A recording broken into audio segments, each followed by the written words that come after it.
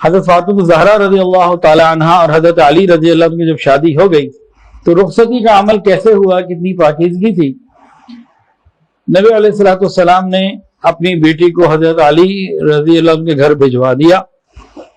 حضرت فاطمہ آئیں تو دیکھا گھر میں کہ سامان تو کچھ بھی نہیں ہے، ایک تکیہ ہے، ایک گھڑا ہے، ایک پانی پینے کا پیالہ ہے، باقی تو سامان کچھ بھی نہیں۔ اب اندر آئیں، نبی علیہ السلام نے کسی کا پیغام بھی بھجوا دیا تھا حضرت علی رضی اللہ تعالیٰ کو، جب تک میں نہ آؤں تم نے فاطمہ سے ملاقات نہیں کرنی، میں آ رہا ہوں۔ پھر نبی علیہ السلام فوراً ہی تشریف لے آئے اور اس کے بعد پانی کا پیالہ منگوایا، پانی لا کے دے دیا گیا۔ پھر نبی علیہ السلام کچھ دعائیں، کچھ قرآن مجید کی آخری صورتیں، قل اعوذ برب الفلق، قل اعوذ برب الناس، جو کچھ اللہ کو منظور تھا وہ آپ نے پڑھا اور پانی پہ دم کر دیا، اور پھر وہ پانی لیا اور اپنے داماد کے اوپر، یہ پہلی رات ہے، داماد کے اوپر چھڑک دیا۔ پھر بیٹی کو بلایا، وہ بھی حیا کی اندر جو ہے نا شرماتی ہوئی اور کپڑوں میں اپنے آپ کو لپیٹتی ہوئی نبی علیہ السلام یعنی والد کے سامنے آ گئی، اور نبی علیہ السلام نے باقی پانی میں سے کچھ اور لیا، ان کے اوپر بھی چھڑک دیا۔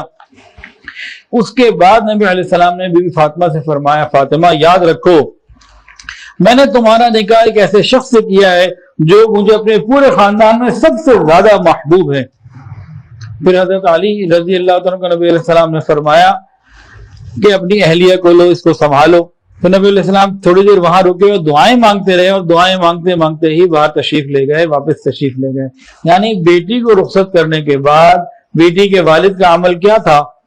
اللہ سے مانگنا، اللہ کی حفاظت میں دینا۔ تو جتنی دیر نبی علیہ السلام وہاں رہے اپنے داماد اور بیٹی کو دعائیں دیتے رہے، اور بیٹی کو تسلی دی کہ میں نے تمہارے لیے بہترین بندے کا انتخاب کیا، اور داماد کو بھی ایک جملہ کہا تھا۔ آج کل کے مرد حضرات جو خاوند لوگ ہیں اس پر عمل کر لیں تو یہ نبوی نسخہ ہے گھریلو محبت کو حاصل کرنے کا۔ حضرت علی رضی اللہ تعالیٰ عنہ کو نبی علیہ السلام نے فرمایا، سسر نے فرمایا، علی فاطمہ کو محبت دینا یہ تمہاری ہے۔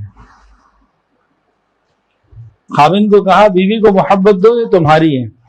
مال پیسے اور دوسری چیزیں سب بات کی ہے، اگر خاوند کی سچی محبت بیوی کو مل جائے تو زندگی کے اندر بہار آ جاتی ہے۔